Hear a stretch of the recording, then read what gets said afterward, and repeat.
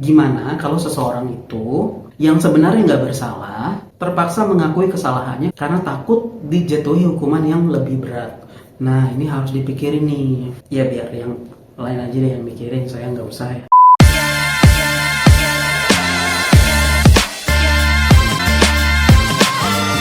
Kalian udah pada nonton Daredevil Born Again belum? Kalau belum, mending langganan Disney Plus Hotstar dulu deh.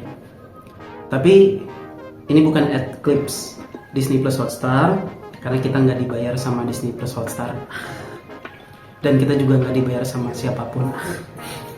Jadi di Daredevil Born Again itu ada scene di mana Matt Murdock saat sedang menangani perkara pencurian sereal, itu dia bernegosiasi dengan Sofia Ozola, seorang jaksa di distrik New York, untuk mengurangi masa hukuman kliennya. Di mana Matt Murdock itu menyatakan kalau kliennya itu mengaku bersalah dan meminta pengurangan hukuman. Nah, kita yang nonton, apalagi orang Indonesia, itu pasti menganggap ini mah nggak mungkin terjadi di Indonesia. Kenapa? Karena berdasarkan sistem hukum pidana di Indonesia, kalau kamu terbukti melakukan tindak pidana, maka kamu akan dihukum sesuai dengan ketentuan peraturan perundang-undangan dan nggak ada nego-nego sama sekali. Paling ada alasan peringan, tapi itu keputusan hakim, bukan urusan jaksa dan kuasa hukum. Emangnya beli mangga pakai nego-nego? Tapi setelah berlakunya KUHP baru melalui Undang-Undang Nomor 20 tahun 2025, hal itu jadi mungkin terjadi. Kenapa? Karena dalam KUHP baru dikenal istilah plea bergein atau pernyataan pengakuan bersalah. Apa itu pernyataan pengakuan bersalah atau plea bergein dan bagaimana dampaknya dalam sistem hukum pidana di Indonesia? Ayo kita bahas di Regulator.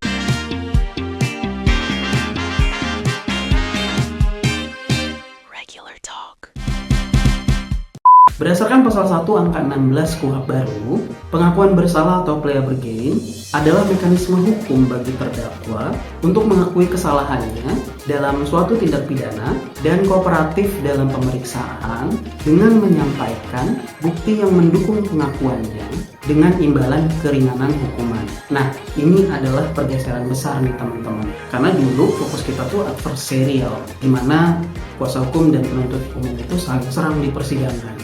Jadi saling serang itu bisa juga di persidangan, nggak melulu di medsos ya. Nah, sekarang kita mulai membuka ruang untuk efisiensi prosedural yang disebut dengan asas peradilan sederhana, cepat, dan berbiaya ringan. Sebenarnya udah dari dulu sih, tapi ya mungkin nunggu momentum KUHP baru ini. Kemarin kemana aja ya? Tapi plea bergein ini ada syaratnya, nggak ujuk-ujuk orang itu datang terus minta keringanan. Berdasarkan pasal 78, pengakuan bersalah hanya dapat diterapkan dengan persyaratan baru pertama kali melakukan tindak pidana terhadap tindak pidana yang diancam dengan pidana penjara paling lama 5 tahun atau denda kategori 5, bersedia membayar ganti rugi atau restitusi. Kita coba bahas satu-satu ya. Yang pertama, baru pertama kali melakukan tindak pidana. Nah, artinya terdakwa yang mengajukan plea bergein ini bukan residivis. Yang kedua, hanya berlaku terhadap tindak pidana yang diancam dengan pidana penjara paling lama 5 tahun atau denda kategori 5. Nah, sekali lagi buat mengetahui kategori-kategori tindak pidana, kita harus buka KUHP. Nah, yang paling lama 5 tahun itu misalnya kayak pencurian, perusakan di sidang pengadilan, kekerasan bersama di muka umum. Jadi kalau ngeroyok maling motor misalnya gitu ya, atau ngeroyok orang tidak bersalah, nah itu bisa mengajukan plea bergein. Terus kalau denda kategori 5 berdasarkan pasal 79 KUHP itu yang 500 juta. Buset. Itu gara-gara ngeroyokin orang di muka umum bisa kebeli rumah di Bojonggede tuh. Ya misalnya kayak makar, penghasutan tindak pidana, atau masuk ormas yang dilarang. Tuh, masuk ormas kalau ormasnya dilarang, itu bisa jadi tindak pidana. Udah diam-diam aja deh di rumah. Kemudian yang ketiga, bersedia membayar ganti rugi atau restitusi. Nah, misalnya sebuah perkara ini ada korban, terus korbannya itu menuntut restitusi. Nah, untuk dapat plea bergein, terdakwa itu harus mau bayar restitusi. Jadi jangan mau plea bergein tapi nggak mau bayar, itu mah maunya menang Anda. Nah, selain itu dalam proses plea bergen ini, terdakwa harus didampingi kuasa hukumnya. Nah, karena kuasa hukum itu ada untuk memastikan bahwa terdakwa itu memahami setiap konsekuensi hukum dari pengakuannya. Nah, hal ini tuh diatur di pasal 78 ayat 2. Nah, kemudian plea bergen ini dilakukan sebelum sidang pembuktian. Jadi kesepakatan itu harus terjadi di tahap awal sebelum pemeriksaan saksi-saksi yang panjang dimulai. Jadi nggak bisa tuh di tengah-tengah. Kenapa? Karena ya terdakwa bisa, kayaknya gue kalah nih, ngaku salah aja deh, menang lagi aja. Nah, gimana prosedurnya? Prosedurnya tuh gini. Jadi jaksa nih itu menyampaikan tawaran kepada terdakwa dan advokatnya. Kalau sepakat, maka akan dibuat dokumen tertulis yang berisi pengakuan dan kesepakatan mengenai tuntutan pidananya.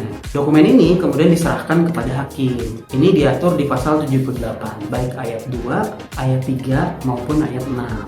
Nah, terus gimana peran hakim? Apakah dengan begitu hakim nganggur? Tentu tidak, hakim kerjanya banyak ya. Terus apa yang hakim lakukan? Nah, menurut KUHP justru di situ letak pengamannya. Jadi hakim itu nggak cuma berperan sebagai tukang stempel, setuju, tidak setuju gitu ya. Jadi hakim itu punya kewajiban untuk melakukan verifikasi. Jadi hakim itu akan nanya kepada terdakwa di sidang yang terbuka, terdakwa udah makan? Bukan itu. Ya, itu penting juga sih. Jadi hakim itu akan bertanya kepada terdakwa, apakah terdakwa mengakui kesalahan itu dengan sukarela tanpa paksaan. Apakah terdakwa itu memahami bahwa terdakwa itu melepaskan hak untuk membela diri di sidang pembuktian. Kalau iya, maka bisa menjadi pertimbangan hakim untuk memberikan persetujuan. Kalau enggak, maka sidang akan berjalan sebagaimana mestinya. Nah, hal ini dilakukan supaya hakim itu dapat memastikan kalau plea bergen ini tidak jadi ajang tekanan dari jaksa kepada terdakwa. Kenapa? Karena dengan plea bergen itu terdakwa itu jadi kehilangan hak untuk membela diri di sidang pembuktian. Jadi sayang banget nih kalau memang tidak benar-benar mengakui kesalahannya atau setengah-setengah. Kayaknya saya salah tapi enggak juga deh. Itu sayang. Jujur sayang. Nah, itu semua diatur di pasal 78 ayat 8. Nah, kalau hakim merasa ada yang nggak beres, misalnya cukuran terdakwa kurang rapi, bukan, atau merasa pengakuan itu tidak didukung oleh bukti awal yang cukup, jadi seperti ada yang janggal. Nah, jadi hakim itu berhak menolak kesepakatan dan memerintahkan perkara dilanjutkan seperti sidang biasa. Nah, hal ini diatur di pasal 78 ayat 10. Jadi, kontrol itu tetap ada di tangan hakim untuk memastikan keadilan tidak dikorbankan demi efisiensi. Respect Pak Hakim, naikkan gaji hakim. Nah, terus apa keuntungan dan resikonya? Kenapa negara kita menerapkan plea bergen ini? Jadi sebenarnya ada beberapa keuntungan besar. Yang pertama, tentu saja efisiensi waktu dan biaya. Jadi sidang itu kan biasanya memakan waktu berbulan-bulan ya. Apalagi kalau tidak tertib gitu, misalkan terdakwanya sakit atau ada kendala teknis dan lain sebagainya. Jadi dengan adanya plea bergen ini, dari yang berbulan-bulan itu bisa selesai dalam hitungan minggu bahkan harian. Kemudian yang kedua, kepastian hukum.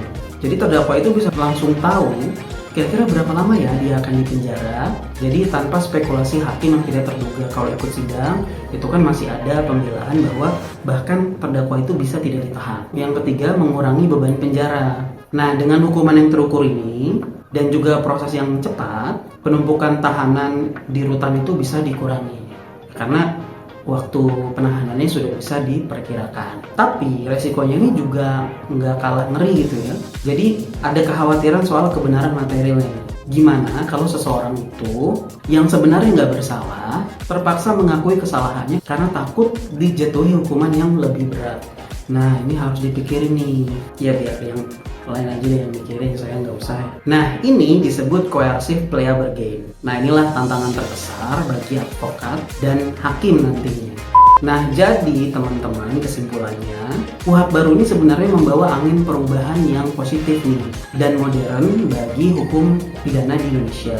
Jadi plea bergen itu bukan cuma cara cepat untuk menyelesaikan perkara, tapi merupakan bentuk pengakuan atas hak terdakwa dalam memilih jalur hukumnya. Tapi ada kuncinya, yaitu profesionalitas. Kalau jaksa, advokat, hakim, abang gorengan nggak masuk sebenarnya, itu bekerja dengan integritas yang tinggi, maka mekanisme ini akan menjadi sebuah solusi yang sangat hebat. Tapi jika tidak, nah ini justru akan menjadi celah baru bagi ketidakadilan. Waspadalah, waspadalah. Nah, itu dia tadi pembahasan kita mengenai playable gain. Gimana menurut teman-teman setuju atau enggak mengenai playable gain ini? Kalau teman-teman setuju, silahkan tuliskan komentar di bawah. Kalau teman-teman enggak setuju, silahkan juga tuliskan komentar di bawah. Dan kalau teman-teman punya ide kira-kira selanjutnya bahas apa lagi ya, silahkan tuliskan komentar di bawah. Atau teman-teman juga bisa DM ke Instagram kita @angkringan_balik.kantor, atau DM langsung ke saya aja boleh ke Fahri_Setia. Terus kita juga punya podcast cara dia di Spotify, Angkringan Balik Kantor. Jangan lupa like video ini kalau kalian suka, dan jangan dislike karena nggak ada yang like juga. Share video ini kalau kalian merasa video ini bermanfaat, dan subscribe Haristia Official untuk memberikan dukungan kalian kepada regulator. Itu aja teman-teman, terima kasih yang udah nonton. Assalamualaikum.